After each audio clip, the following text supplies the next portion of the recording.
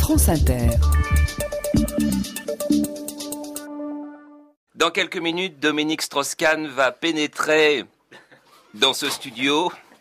C'est la première fois qu'il revient en France depuis son aventure avec une jeune Hongroise à lunettes, Piroska Nagy, responsable de la photocopieuse au FMI.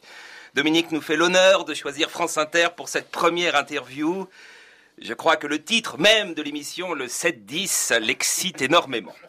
Évidemment, des mesures exceptionnelles de sécurité ont été prises au sein de la rédaction.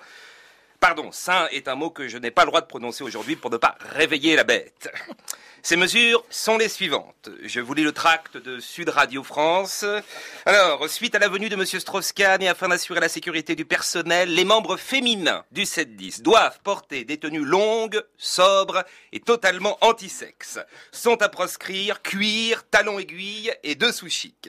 À titre d'exemple, Hélène Jouan, directrice de la rédaction et qui ne rechigne pas à porter des barésilles, surtout quand c'est Arnaud Montebourg qui vient nous voir, Hélène accueillera DSK en burqa. Sud Radio France précise qu'Agnès Bonfillon peut venir comme bon lui semble. C'est vrai, même avec DSK, elle ne risque rien. C'est dégueulasse. C'est dégueulasse. Tous les endroits sombres et reclus de la station, parking, toilettes et certains placards ont été condamnés. Une mesure souvent prise à TF1 lorsque PPDA écumait les couloirs. Autre mesure exceptionnelle, vous l'avez remarqué, le choix d'Éric Delvaux pour animer le 7-10, un mâle dominant capable d'effrayer DSK, demeurant et son physique de boy scout pubère ayant été jugé trop fragile.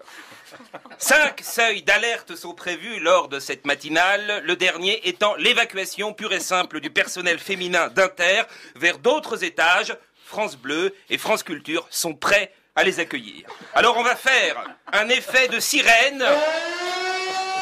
Voilà, à ce signal, je vous demande de vous diriger toutes, sans exception, vers les ascenseurs. Il n'est pas question de se retrouver avec une flopée de congés maternité dans 7 mois. Et on ne court pas, on garde son calme. Thomas Legrand, Philippe Lefébure, Bernard Guetta sont là pour vous protéger. Fabrice Drouel, non. Vu son passif avec les filles, il est capable de prêter main forte à DSK. L'association se rebelle, la voix la plus écoutée de France, avec l'organe le plus connu du FMI. Pas de panique, je suis certain que tout va bien se passer. On va mettre du bromure dans son café. Et pour la première fois, il y aura 2 caméras. Une sur l'invité, comme d'habitude, et l'autre sous la table pour être vraiment sûr que rien ne se passe. C'est une demande du CSA.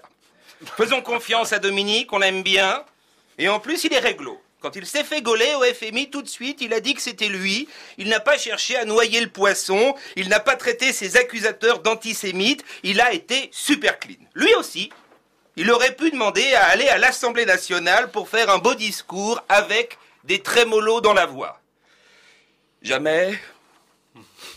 Mesdames et messieurs les députés, je le dis devant cette assemblée, jamais je ne me suis tapé mademoiselle Piroska Nagy, jamais. Ni dans les couloirs du FMI, ni dans les toilettes, ni, évidemment, dans mon bureau. Oui, elle avait un poste dans mon secrétariat au FMI, oui. Quand elle se baissait pour faire des photocopies, on voyait sa culotte, mais... Jamais, je le dis, je le répète, ceux qui me connaissent depuis 40 ans le savent, excusez-moi.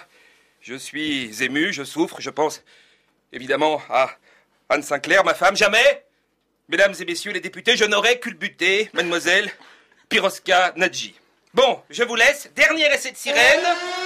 Voilà, on reste concentré, prêt à évacuer s'il le faut. À demain.